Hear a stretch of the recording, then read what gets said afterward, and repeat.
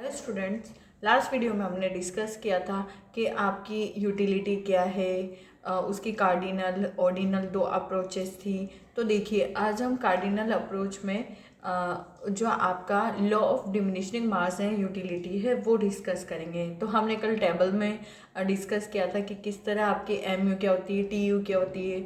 जो ग्राफ के थ्रू आपने बताया था कि टी यू एम यू क्या है। तो देखिए, आज हम वो डिस्कस करते हैं। कंक्लूजन क्या होगा, देखिए law of marginal diminishing utility क्या होती है। देखिए, टोटल यूटी इंक्रीज एट डिमिशनिंग रेट। तो हमने जो कल डिस्कस किया था तो उसमें हमने एक टेबल पढ़ी थी। देखिए, मैं आपको टेबल बताती हूँ।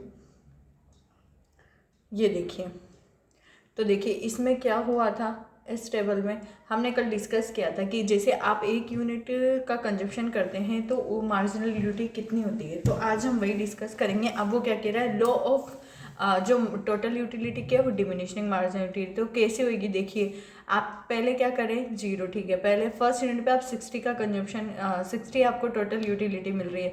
देन आपको क्या मिल रही है, 110। तो आपकी बढ़ रही हुई है, पहले 60 से बढ़ रही है, फिर 110 पे आ गई, फिर 150 पे आ गई। देखिए मैं बताती हूँ आपको। पहले देखिए 60 थी, फिर वो 150 110 हो गई, फिर 110 से 150 हो गई, फिर 180 हो गई, फिर 180 से 200 हो गई, फिर 210 हो गई। तो क्या हो रहा है, बढ़ रही है। लेकिन पहले क्या हो रहा है, देखिए पहले आपने क्या किया था, पहले आपने 60 का सेक्रीफाइस किया था, 0 से 60 का सेक्रीफाइस किया था। तो वो पहले क्या हो रहा था, 60 से बढ़ी। ठीक है, फिर उसके बाद देखिए 60 से 110 वो 50 से बढ़ी, फिर क्या हो रहा है वो 40 से बढ़ी, फिर 30 से बढ़ी। तो क्या हो रहा है, वो बढ़ तो रही है लेकिन किस से, increasing with diminishing marginal rates. Marginal utility वो ये हो रहा है कि बढ़ तो रही है लेकिन किस रेट से बढ़ रही है, डिमिनिशिंग रेट से बढ़ रही है। तो आपके जो इसमें जो हमने पढ़ा है उसमें यही कह रहा है वो कि जो आपकी मार्जिनल यूटिलिटी है वो इंक्रीज एट डिमिनिशिंग रेट से हो रही है। उसके बाद देखिए, marginal utility is downward sloping curve moving left to right. अब ये कैसे होएगा, पहले कर्व देखिए आप। ये देखिए आपका टी यू और मार्जिन यूटिलिटी। तो रेड लाइन में जो है वो टोटल यूटिलिटी है। पहले तो क्या हो रहा है, देखा आपका ऐसे बढ़ रहा है, एक पॉइंट तक बढ़ रहा है, फिर उसके बाद कम हो रहा है। हमने भी यही किया, पहले बढ़ रहा था, फिर धीरे धीरे धीरे धीरे क्या हो रहा है, कम होती गई। मार्जिनल यूटिलिटी क्या हो रही है, मार्जिनल यूटिलिटी एम यू आपकी क्या हो रही है, एकदम नीचे हो रही है। अब ये जो पॉइंट है ना, पॉइंट ऑफ स्टेटरी, ये क्या होता है, देखिए मैक्सिमम, जहां आपका टी यू मैक्सिमम होगा यानी कि टू मैक्सिमम, तो मैं जीरो। यही हो रहा है, एम यू क्या हो रहा है, इस पॉइंट पे जीरो हो जाएगा। टी यू मैक्सिमम होगा तो वही याद रखिएगा, टू मैक्सिमम में जीरो। तो क्या हो रहा है, देखो इस पॉइंट पे क्या हो रहा है, आपका बी पॉइंट पे आपका क्या हो रहा है, जो आपका एम यू है वो तो क्या हो रहा है, जीरो हो रहा है। लेकिन आपकी टी यू क्या हो रही है, मैक्सिमम हो रही है। तो टू याद रखने का तरीका है, टू मैक्सिमम में जीरो। तो इस और फिर इससे आगे वाले पॉइंट पे देखिए, सी पॉइंट पे क्या हो रहा है, एम यू क्या है, नेगेटिव हो रही है। तो टी यू क्या हो रहा है, गिरता हुआ हो रहा है। आपका स्लोप न्यूज आ रहा है ना ऊपर से नीचे, तो क्या वो गिरता हुआ हो रहा है। तो देखिए आपके अब उसमें यही कह रहा है वो, ये देखिए margin utility is downward sloping, ऊपर से नीचे की ओर है ना, मूविंग लेफ्ट टू राइट। ठीक है, marginal utility is negative slope का, यही ऊपर से नीचे की ओर गिरता हुआ होगा तो स्लोप ऐसा होगा। When marginal utility is negative total utility decrease. अपन ने यही पढ़ा, मार्जिनल यूटिलिटी जब सी पॉइंट पे नीचे डिक्रीज हुई तो क्या हुआ, टोटल यूटिलिटी आपके ऐसे गिरती हुई थी ना। mu goes on decrease become negative beyond a certain point of time। yes, वो एक पॉइंट ऑफ टाइम, जीरो के बाद क्या हुआ, आपकी mu जो है वो डिक्रीज तो हो ही रही थी, लेकिन क्या हुआ, एक पर्टिकुलर पॉइंट ऑफ टाइम, वो पॉइंट ऑफ हिस्ट्री था, उसके बाद क्या हुआ, वो नेगेटिव होती गई। उसके बाद देखिए इसके कुछ अजम्पशंस है लॉ ऑफ मार्जिन यूटिलिटी के, वो क्या है देखिए।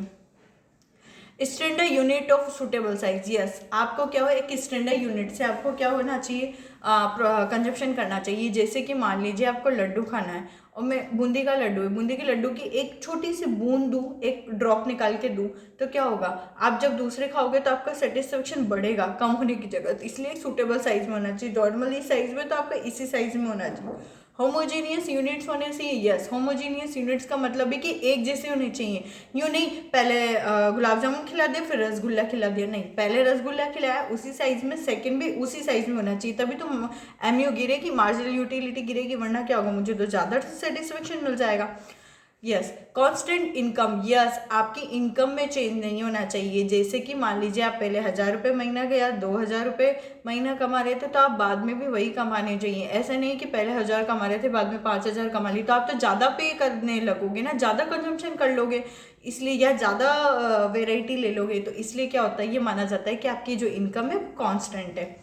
Constant taste fashion continuous consumption, yes, एक तो कंजप्शन कंटिन्यू होना चाहिए, यूँ नहीं अभी खा लिया फिर 1 घंटे बाद खा रहा हूँ, नहीं, और आपका टेस्ट और फैशन क्या होना चाहिए, सेम होना चाहिए, उसमें चेंज नहीं होना चाहिए। जैसे कि मान लीजिए मुझे अभी तो गुलाब जामुन पसंद है, या अभी मुझे रोज़ पसंद है, थोड़ी बहुत बोलूँ, थोड़ी देर बाद बोलूँ नहीं मुझे तो लिली चाहिए, नहीं, आपकी एक ही टेस्ट होना चाहिए, टेस्ट में चेंज नहीं होना चाहिए। Cardinal approach utilities quantify, yes, cardinal approach ये बताती है कि आपकी यूटिलिटी को क्या कर सकते हो, आप मेजर कर सकते हो, किस में, मॉनेटरी टर्म्स में। अब इसके कुछ एक्सप्रेशंस भी है, देखिए क्या होते हैं जहाँ ये लागू नहीं होता, ये अप्लाई नहीं होता है, ये वाला क्या है, पहला पर्सनल एस्पेक्ट्स, जैसे कि मुझे म्यूज़िक का शौक है या मेरी कोई हॉबीज़ है, तो क्या होगा, मैं उसको कितना ही कर लूँ मैं कभी भी बोर नहीं होंगी, मेरी एमयू कभी भी क्या होगा, डिक्रीज़ नहीं होगी, मार्जिनल यूटिलिटी कभी भी डिक्रीज़ नहीं होगी। जैसे कि मुझे गिटार बजाने का है तो मैं बहुत नए नए गाने कंपोज करते रहूँगे बजाने, या किसी को होता है कि पेंटिंग्स का शौक होता है, कलेक्शन का, तो वो क्या करेगा, कितनी ही ले लो उसको, नई नई जहाँ भी दिखेगी वो परचेज करेगा। तो क्या होता है, इस चीज़ पे जो पर्सनल एस्पेक्ट्स होते हैं इन पे क्या होता है, ये रूल, ये जो आपकी अप्रोच है ये अप्लाई नहीं करती है। उसके बाद money is exclude, yes, money तो भाई मेरे को तो पैसा जितना चाहिए मैं तो लेता जाऊँगा, कभी यूँ बोलता है नहीं बस बहुत कमा लिया अब नहीं, या अब नहीं चाहिए, नहीं बोलेंगे और लाओ, तो क्या होता है, मनी भी इसमें इंक्लूड नहीं होता है। अदर प्रोफेशन देखिए, सूटेबल, यस, ये सब्स्टिट्यूट एंड कॉम्प्लीमेंट्री, यस, क्या होगा, देखिए अगर मान लीजिए कोई सब्स्टिट्यूट नहीं होना चाहिए उसका, या फिर कोई कॉम्प्लीमेंट्री, जैसे कि मान लीजिए आप मूवी देखने चाहते हैं, ठीक है, पहली बार आप मूवी देखने गए आपने 1,000 स्पेंड किए, ओके, सेकंड बार गए आपने 900 ही आपको मिल रही है तो 900 ही, थर्ड बार आप गए तो आपको 800, लेकिन अब वो बोलते हैं कि अगर आप 4 टाइम वापस आओगे मूवी देखने तो हम आपको वाउचर देंगे, या आपको अमेजोन का गिफ्ट वाउचर देंगे 1,000 रुपीज़, तो आप क्या होगा, जाओगे, आपकी यूटिलिटी क्या बढ़ गई, तो कि मुझे वापस ये मिल जाएंगे, 1,000 रुपये मिल जाएंगे, तब क्या आप जाओगे, तो साथ में से कोई कॉम्प्लीमेंट्री नहीं होना चाहिए, कोई सब्स्टिट्यूट नहीं होना चाहिए, तो इसलिए क्या होता है उस पर भी ये अप्लाई नहीं करेगा। फिर आपकी क्या होगी, मार्जिनलिटी डिक्रीज थोड़ी होगी, इंक्रीज होगी, फिर तो क्या, हाँ ठीक है मैं जाऊँगा वापस। ऐसे ही वी मार्ट वगैरह में भी होता है, पहली शॉपिंग पे आपको 500, सेकंड करोगे तो आपको 1,000 वर्थ मिलेगा, तो ये सब क्या होता है, कॉम्प्लीमेंट्री, तो ऐसा नहीं होना चाहिए।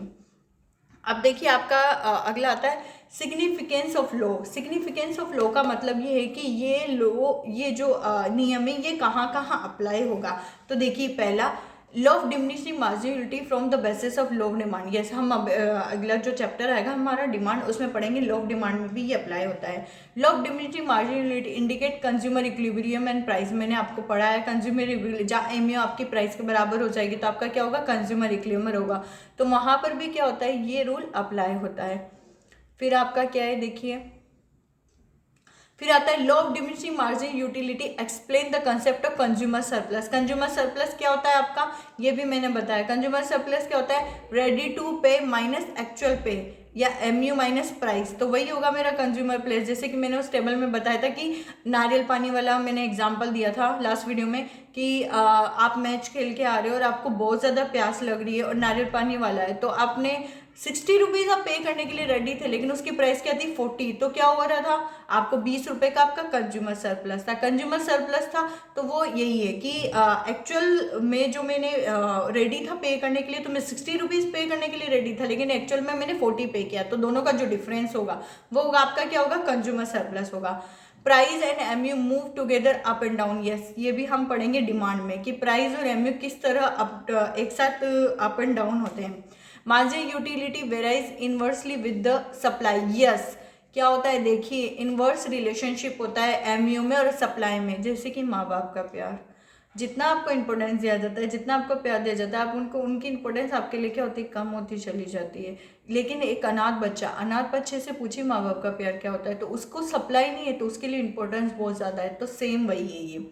MU of the goods increase as the quantity of complementary goods increase. अब मैंने जो भी अपन ने पहले डिस्कस किया कि अगर मैं उसके साथ कोई कॉम्प्लीमेंट्री दे रही हूँ, कॉम्प्लीमेंट्री गुड्स दे रही हूँ, तो क्या होगा, ऑब्वियसली मेरी जो मेरी MU है वो इंक्रीज होगी, डिक्रीज नहीं होगी। उसके बाद MU of the goods decrease as the quantity of substitute goods with the consumer increase. देखिए क्या होगा, अब वो कह रहा है कि MU of the goods decrease as the quantity of substitute goods with the consumer increase. देखिए क्या होगा, जैसे कि मान लीजिए एक राम है, राम और श्याम दोनों बहुत अच्छे पक्के फ्रेंड हैं, लेकिन राम की लाइफ में प्रिया आ गई, तो क्या होगा। पहले वो दोनों बहुत अच्छे थे, सब कुछ उसके साथ शेयर करता था राम श्याम के साथ में, लेकिन जैसे ही उसकी लाइफ में प्रिया आ गई तो उसकी इंपॉर्टेंस कम हो गई, इसका सब्स्टिट्यूट आ गया ना भाई। अब वो सब कुछ शेयरिंग अपनी प्रिया के साथ करने लग गया, उसके साथ कहीं बाहर जाने लग गया, घूमने लग गया, तो क्या हुआ, राम का जो श्याम था उसकी इंपॉर्टेंस कम हो गई ना, उसका राम के पास क्या हुआ, श्याम का सब्स्टिट्यूट आ गया। तो यही है, सब्स्टिट्यूट होगा तो आपकी जो MU क्या होगी, वो गिरेगी। ओके चलिए, अब देखिए एक नया टॉपिक है, law of equality marginal utility. क्या है, देखिए इक्वल मार्जिनल यूटिलिटी क्या होती है। देखिए पहला, एज पर the law of equal marginal utility, if marginal utility of money spend of commodity X is greater than marginal utility of. देखिए इसके पहले टेबल से समझते हैं, उसके बाद आपको समझ में आएगा। यस, देखिए क्या होता है। देखिए मेरे पास 3 कमोडिटी है, पिज़्ज़ा, बर्गर और डोसा, ठीक है। अब देखिए सबसे पहले मैं पिज़्ज़ा का कंजम्पशन करता हूँ, तो मैं पिज़्ज़ा के लिए क्या है, मेरे को उससे 100 यूटिलिटी मिल रही है, ठीक है। तो सबसे पहले जो कि सबसे ज़्यादा जिससे यूटिलिटी मिलती है उसका कंजम्पशन करते हैं। मैंने बोला ना मैक्सिमम सेटिस्फेक्शन, तो मुझे सबसे ज़्यादा किससे मिल रहा है, पिज़्ज़ा खाने से। तो चलिए ठीक है, मेरे को बहुत भूख लग रही है, तो मैं सबसे पहले पिज़्ज़ा खाऊंगी, ठीक है। मैंने एक पिज़्ज़ा खा लिया। उसके बाद देखिए पहले मैंने एक पिज़्ज़ा खा लिया, चलिए खा लिया मैंने, भाई मानते हैं हमने खा लिया एक पिज़्ज़ा।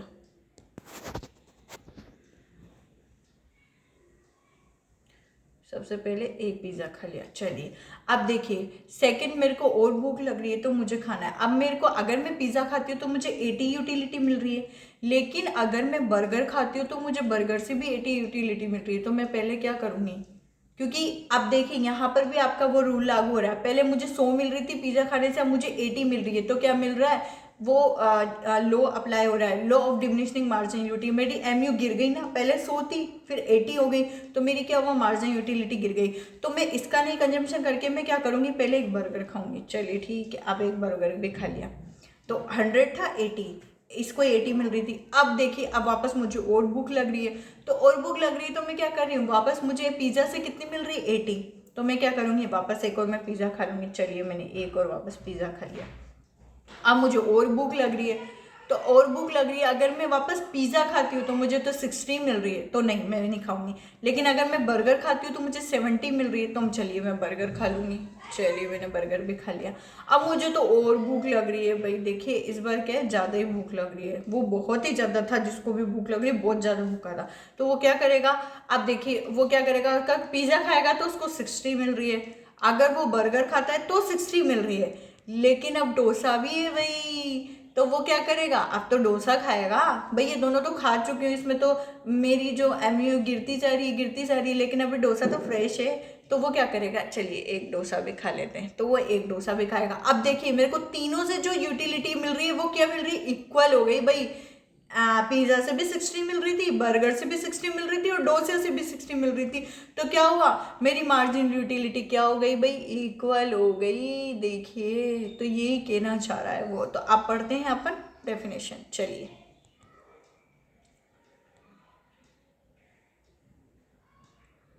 देखिए क्या कहना चाह रहा है, एज पर the law of equal marginal utility, if marginal utility of money spend on commodity x की जगह पर पिज़्ज़ा ले लेते, चलिए। If marginal utility of money spend on commodity pizza is greater than marginal utility of money spend on commodity y, y की जगह क्या लेंगे अपन, बर्गर। यही हुआ था, पिज्जा में 100 मिल रही थी, बर्गर में 80 मिल रही थी, तो मैंने क्या लिया था, पिज्जा लिया था। Yes, then the consumer will withdraw some money from purchase of product y, y की जगह क्या करूंगी मैं, बर्गर। तो मैंने यही किया ना, मैंने बर्गर खाने की जगह क्या खाया, पिज्जा खाया, क्योंकि मुझे उसमें 100 मिल रही थी, उस पर तो 80 मिल रही थी।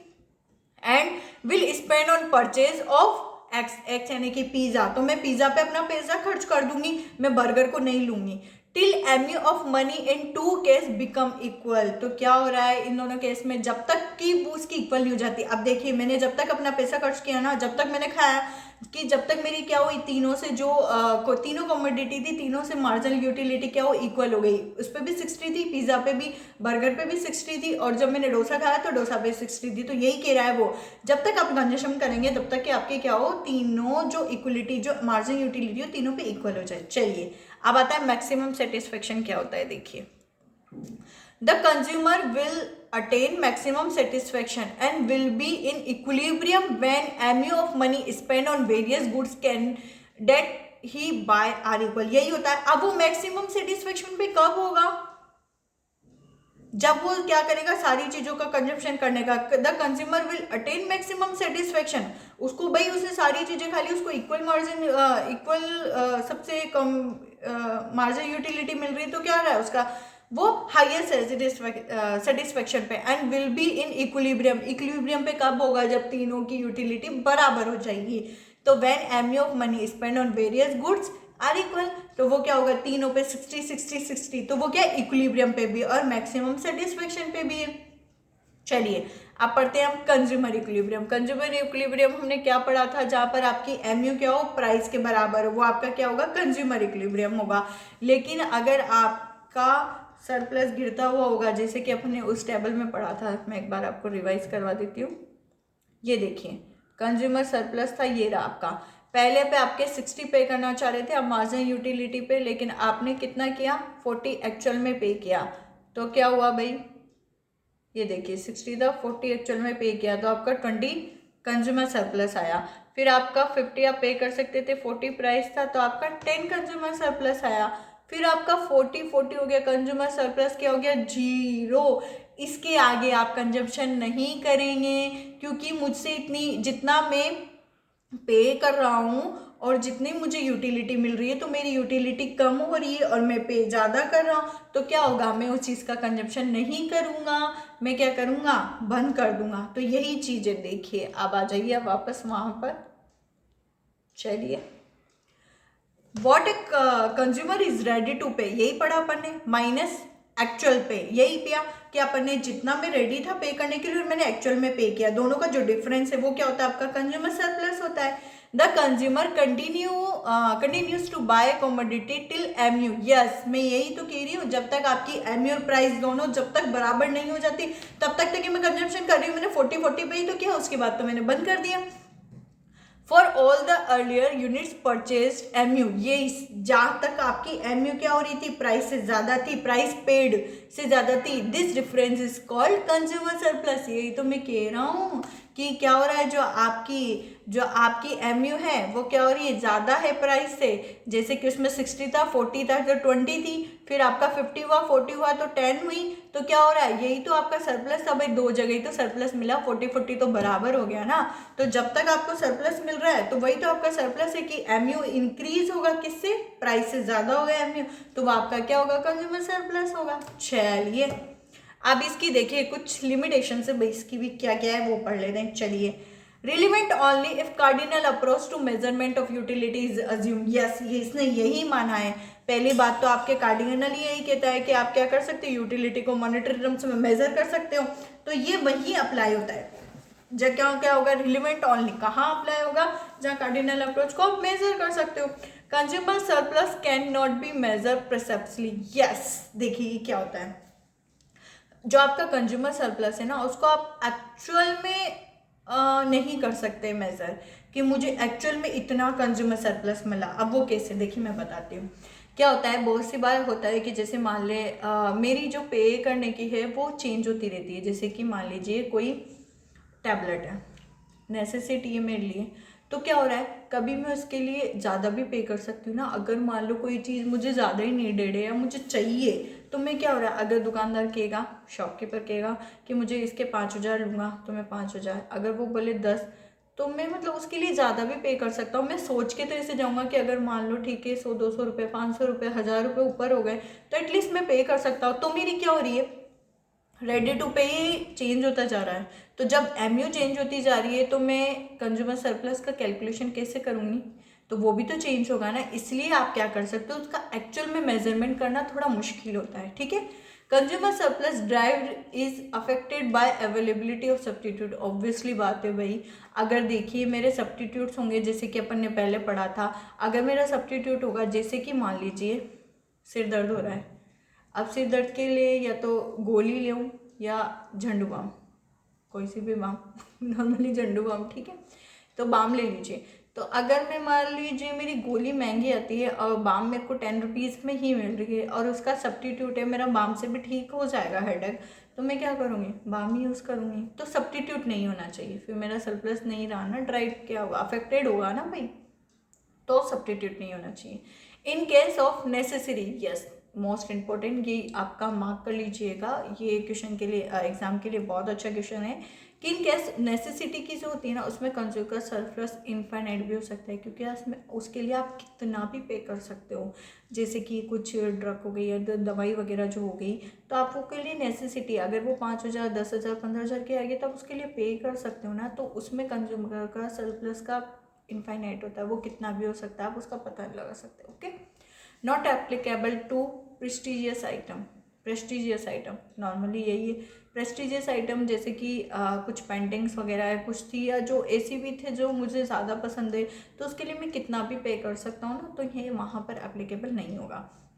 It is assumed at MU of money is constant which is unrealistic. Yes, ये मानते हैं कि नॉर्मली क्या होता है, ये अज्यूम करता है कि मनी इज़ कांस्टेंट, जैसे कि अपन ने पहले पढ़ा कि आपकी मनी को क्या मान लिया जाए, कांस्टेंट मान लिया जाएगा, इनकम को कांस्टेंट मान लिया जाएगा, प्राइस भी अपन ने क्या रखा, अभी 40-40-40 सेम ही रखा, लेकिन नॉर्मल ऐसा नहीं होता है, फ्लक्चुएट होता रहता है। इसलिए क्या है, विच इज़ अनरियलिस्टिक, इसलिए क्या, ये अनरियलिस्टिक है, एक्चुअल में होता नहीं है, ठीक है।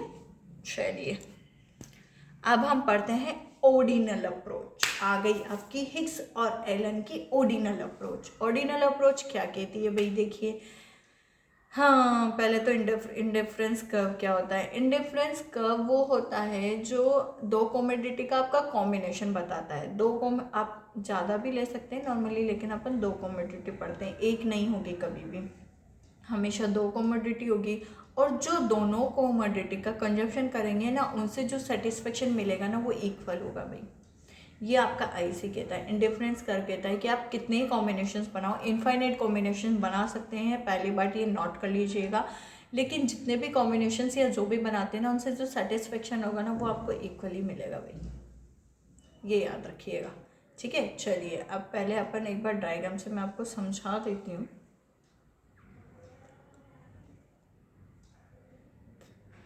यस, देखिए, इसमें मैंने कॉम्बिनेशंस लिया फूड और क्लॉथ का और एमआरएस है, ठीक है। आप देखिए, सबसे पहले मैं फूड और क्लॉथ है, तो मैंने एक्स एक्सिस पे तो क्या ले लिया, फूड ले लिया, वाई एक्सिस पे क्लॉथ ले लिया। देखिए, अगर मैं 12 क्लॉथ लेती हूँ तो मैं एक फूड ले रही हूँ, चलिए ठीक है। उसके बाद क्या कर रही हूँ, अगर मैं 6 क्लॉथ लेती हूँ तो मैं फूड 2 ले रही हूँ।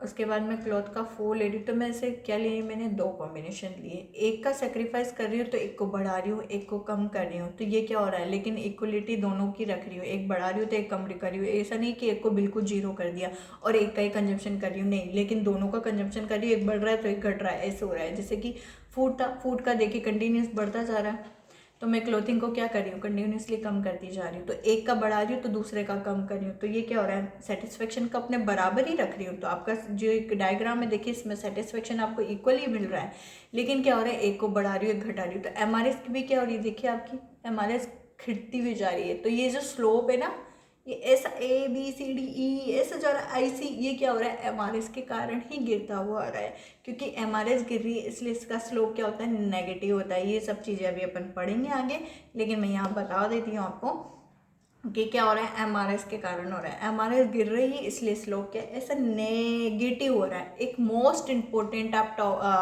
नोट डाउन कर लीजिए, फिर मैं आगे भी करा दूंगी कि अगर आपकी एमआरएस क्या है, एमआरएस कांस्टेंट है, कांस्टेंट का मतलब एक ही है, जैसे कि शुरू में एक है, फिर एक है, एक है, हर कॉमोडिटी पे एक ही है, तो क्या होगा आपका जो आईसी होगा ना वो स्ट्रेट लाइन होगा, ऐसे एक स्ट्रेट लाइन होगा। ओके, चलिए अब अपन डेफिनेशन डिस्कस करते हैं।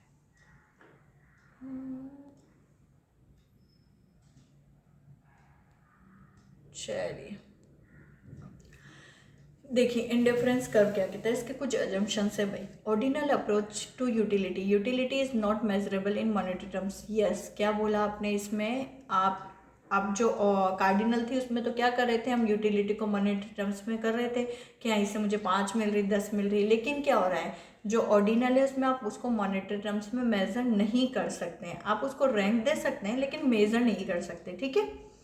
जैसे कि सेटिस्फेक्शन बता सकते कि हम जितना सेटिस्फेक्शन मिला, जैसे कि मम्मी पापा का प्यार मेजर कर सकते हो क्या, 1 किलो मिला, 2 किलो मिला, नहीं कर सकते भाई। तो यही चीज़ है। तो देखिए इसमें क्या होता है, सिर्फ आप बता सकते हैं कि हम महसूस कर सकते हैं। Consistency in ranking, consistency in ranking का मतलब ये है कि आप कंटिन्यू रैंकिंग दीजिए। देखिए if a customer prefer x to y, ठीक है, मान लीजिए मुझे एक्स से 50 यूटिलिटी मिल रही है, वाई से 40 मिल रही है, जेड से 30 मिल रही है, ठीक है, ठीक है। अब वो कहता है कि if a consumer prefer x to Y, तो एक्स टू वाई में मेरे को क्या हो रहा है, एक्स से 50 मिल रही है, वाई से 40 मिल रही है, and Y to Z, Y से वाई 40 मिल रही है, जेड से 30 मिल रही है। This automatically means that he must prefer x to Z. देखिए क्या होगा, अगर मान लीजिए मुझे x और y में x से ज़्यादा मिल रही है 50, तो मैं x को प्रेफर करूँगी, ठीक है। y और z में मेरे को y से ज़्यादा मिल रही है तो मैं y को प्रेफर करूँगी। लेकिन अगर x और z में भी तो मुझे x को ज़्यादा मिल रही है, तो यही कह रहा है प्रेफर x टू z, तो वो क्या हो रहा है, मैं x को ज़्यादा प्रेफर करूँगी। तो यही कहना चाह रहा है कंसिस्टेंसी होनी चाहिए रैंकिंग में, क्या आप किसको कितनी दे रहे हैं, तो जिससे ज़्यादा यूटिलिटी मिल रही है आप उसको क्या कर रहे हो, सेलेक्ट कर रहे हो। उसके बाद आता है rational consumer ranking and preference. Yes, आपका जो कंज्यूमर है वो रेशनल होना चाहिए, उसमें इतनी कैपेबिलिटी होनी चाहिए कि वो रैंक और प्रेफरेंस कर सके। आपको पता ही नहीं होगा, आप रैंक ही नहीं दे पाओगे तो आप कैसे कैलकुलेट करोगे, तो नहीं कर सकते। तो रैंकिंग और प्रेफरेंस होनी चाहिए।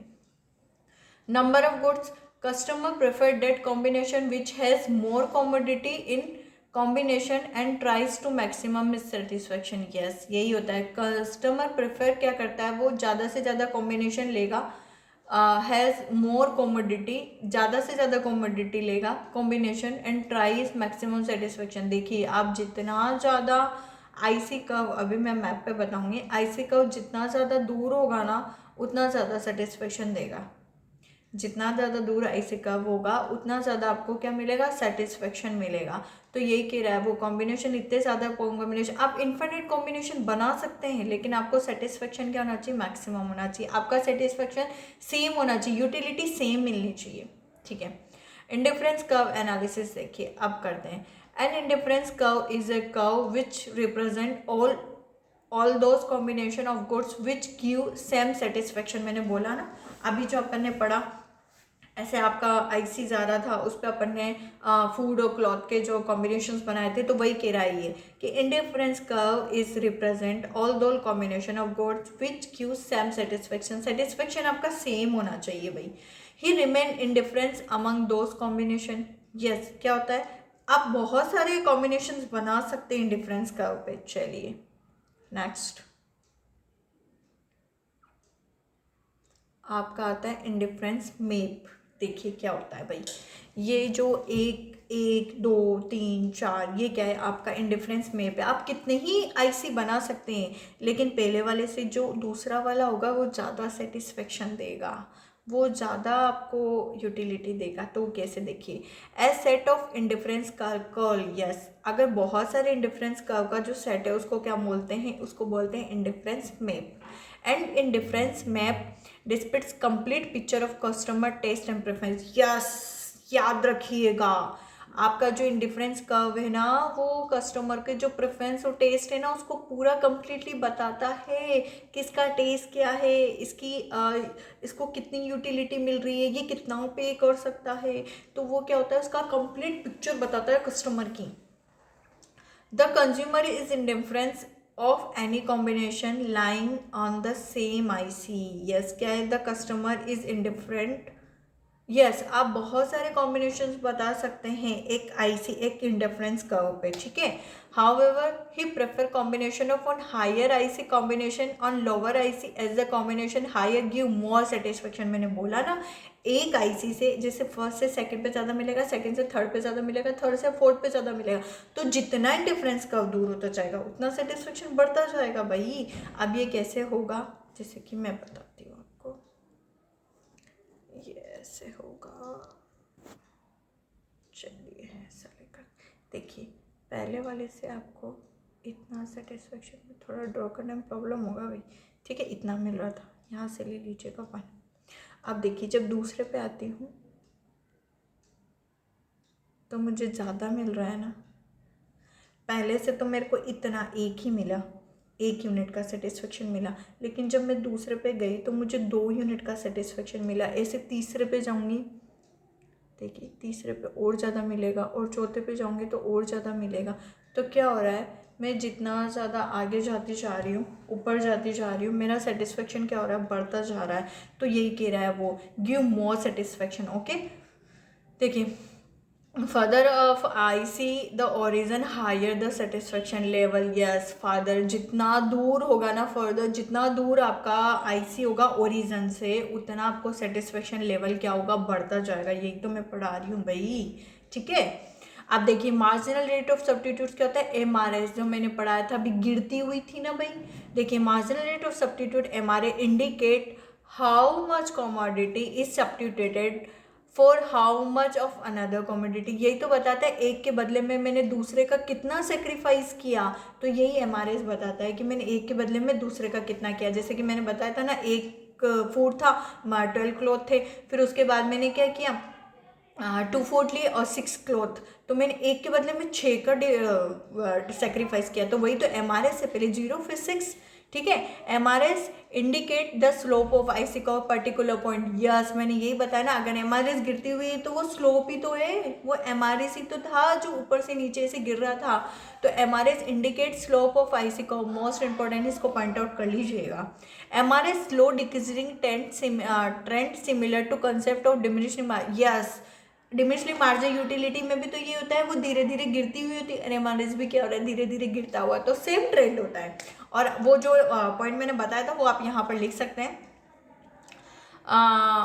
एक्चुअली यहाँ पर नहीं, आप प्रॉपर्टीज़ में लिख लीजिएगा वो, कि अगर आपका जो एमआरएस है वो कांस्टेंट होगा तो फिर क्या होगा, आपका आईसी क्या होगा, स्ट्रेट लाइन होगा।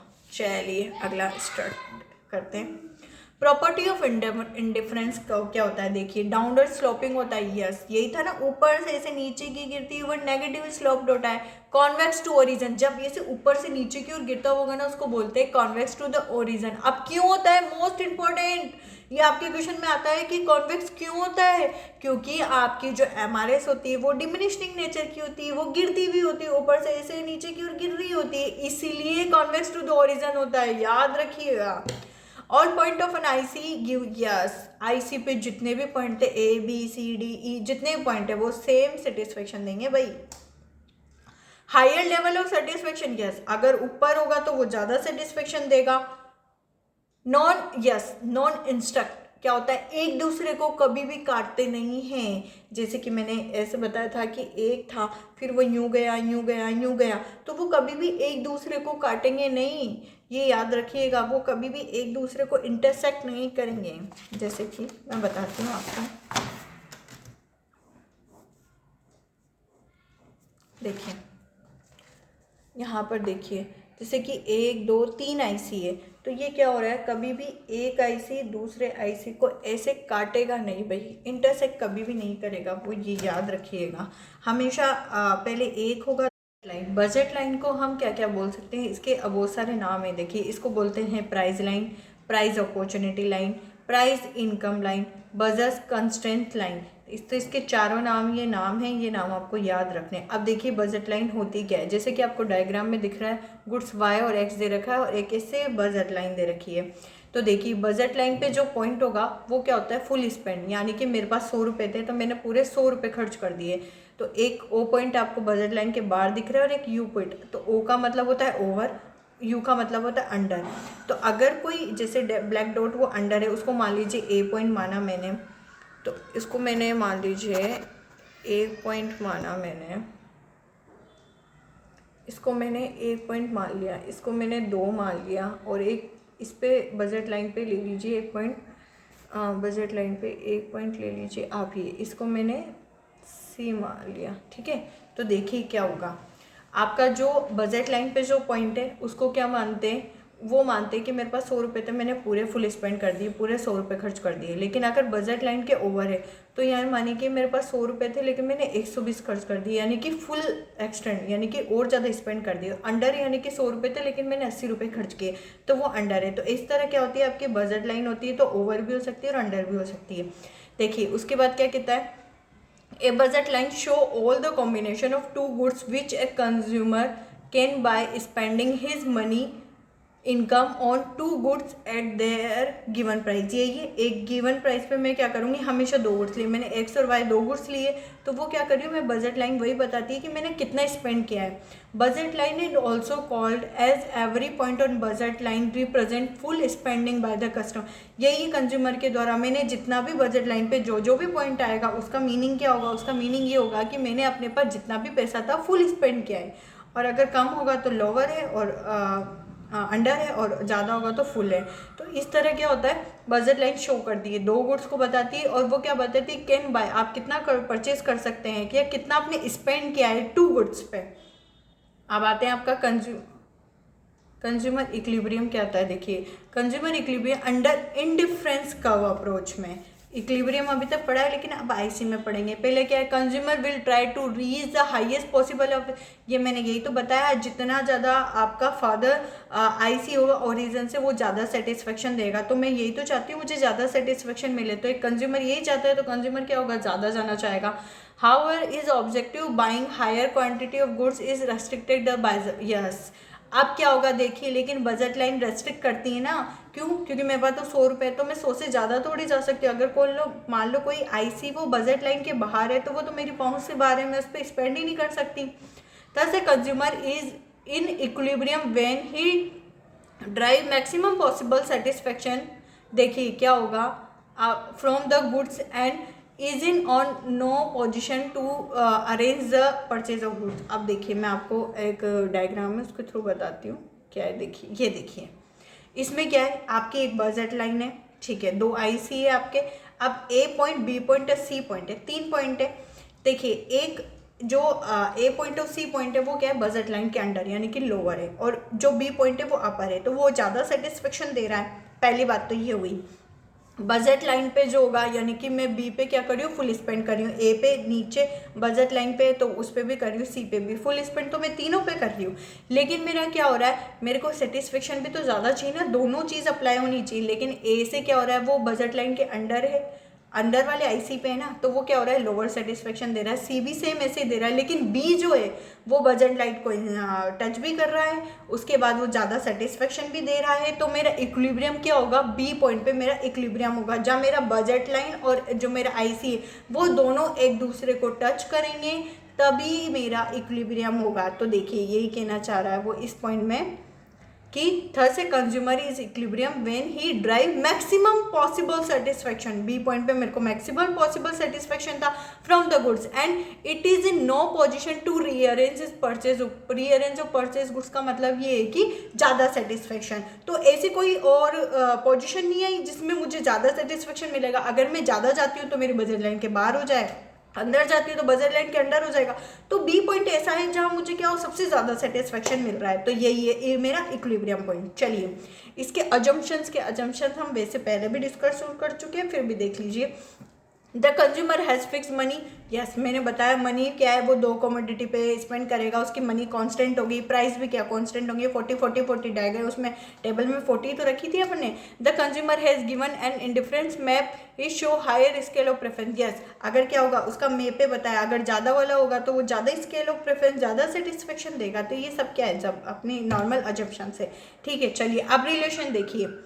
रिलेशनशिप टू MRS और प्राइस एट इक्विलिब्रियम, ये क्या है देखिए, most important. At equilibrium slope of price line is equal to slope of indifference curve. Yes, जो इक्विलिब्रियम किस पे होगा, जहाँ की आपकी बजट लाइन का जो स्लोप होगा और इंडिफरेंस कर्व का जो स्लोप होगा वो दोनों बराबर होगा। बजट लाइन का स्लोप क्या होता है भाई, देखिए px अपॉन py, याद रख लीजिएगा, ये सब हाईलाइट्स हो रहे हैं। px upon py budget line का स्लोप होता है। और इंडिफरेंस कर्व का क्या होता है, MRS बराबर क्या होता है, MUX अपॉन, हाँ ये अपन ने डिस्कस किया था, तो क्या होता है बताइए, चलिए मैं बताती हूँ आपको। देखिए आईसी का स्लोप क्या होगा, MRS क्या होगा, MUX upon MUY। Budget line का स्लोप देखिए PX अपॉन PY। अब वो कह रहा है कि दोनों क्या होंगे, आपका इक्विलिब्रियम पॉइंट कहाँ होगा, जहाँ आपको आईसी क्या करेगा, आपके बजट लाइन को कट करेगा, यही होता है, वो बी पॉइंट पे आया था। अब आईसी का स्लोप और बजट लाइन का स्लोप दोनों क्या होंगे, बराबर होने चाहिए। तो देखिए इसको कैसे अरेंज किया अपन ने, पहले MUX अपॉन MUY बराबर PX अपॉन PY। अब इसको कैसे अरेंज कर सकते हैं अपन, इसको ऐसे भी लिख सकते हैं, MUX अपॉन PX बराबर MUY अपॉन PY। ये तो अपन पहले भी तो पढ़ा है भाई अपन ये तो पहले ही पहुंच गए, अपन ने ये तो पहले भी डिस्कस किया हुआ है कि जो, अब देखिए कार्डिनल में भी यही था, MUX अपॉन PY, MU अपन P जब दो कोमोडिटी थी तो MUX अपॉन PX, और वो किसके बराबर था, MUY अपॉन PY के। ऐसे जेड भी था, इन्फिनिट तक जा सकती थी। तो यही तो हो रहा है, देखिए हैंस प्रूव हो गया कि कार्डिनल से कीजिए ऑर्डिनल से कीजिए, स्लोप तो आपका सेम ही आएगा। तो इसमें भी यही है कि MUX क्या होगा, PX के बराबर होगा, और ये दोनों होगा। तो ये देखिए आपका यहाँ पर क्या कह रहा है, ये देखिए, slope of indifference curve indicate marginal rate of substitutes of x और y। तो MRS XY बराबर क्या हुआ, MUX अपॉन MUY। तो हैंस एट इक्विलिब्रियम क्या होगा, यस ये ऐसा का ऐसा ही लिखाना चाहिए, x पहले y पहले बाद में, ऐसा का ऐसा ही होना चाहिए, तो ही आप आंसर में लगेगा। अगर x y पहले आ जाएगा तो वो गलत है, ये कन्फ्यूजन करने के लिए ऐसा दे देते हैं, नेट में तो ऐसे ही देते हैं, जब हम नेट का एग्ज़ाम देते हैं तो नेट में ऐसे ही देते हैं, y को ऊपर कर देते हैं, x को नीचे कर देते हैं। तो ये आप याद रखिएगा कि MRS XY बराबर MUX अपॉन PY बराबर PX अपॉन PY। तो इसको अल्टरनेटिव अपन कैसे लिख सकते हैं, MUX अपॉन PX बराबर MUY अपॉन PY, याद रखिएगा। तो ये हमारा पूरा आज चैप्टर होता है। अब हम नेक्स्ट वीडियो में नेक्स्ट चैप्टर डिस्कस करेंगे।